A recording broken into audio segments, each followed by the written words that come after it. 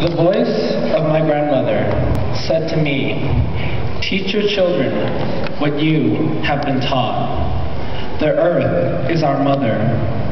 What befalls the earth befalls all sons and daughters of the earth." These words were spoken by Chief Seattle in 1854 at the signing of a treaty with white settlers as, once again, they attempted to seize land the Indians had inhabited for thousands of years. The quote sends a strong message that we must be responsible regarding our planet and its natural resources.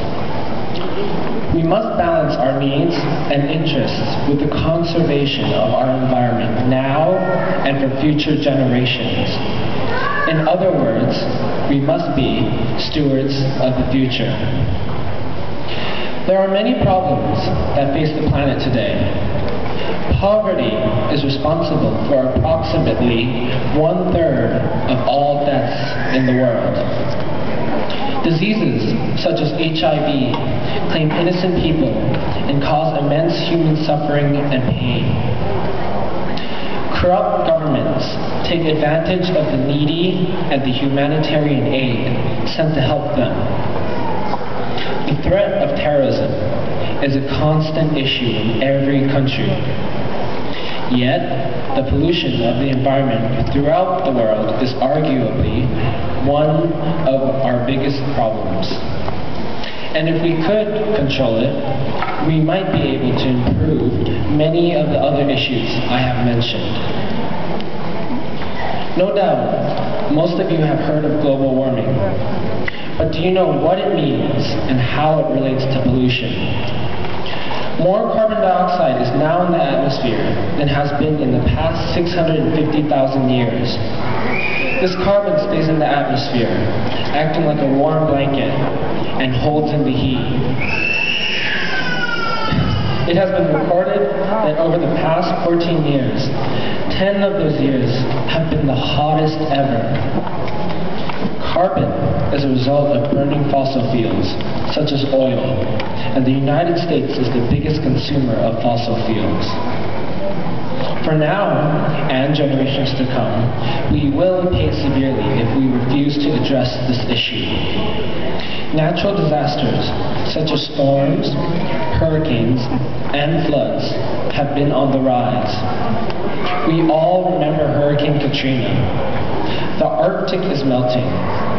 Parts of Antarctica are breaking off.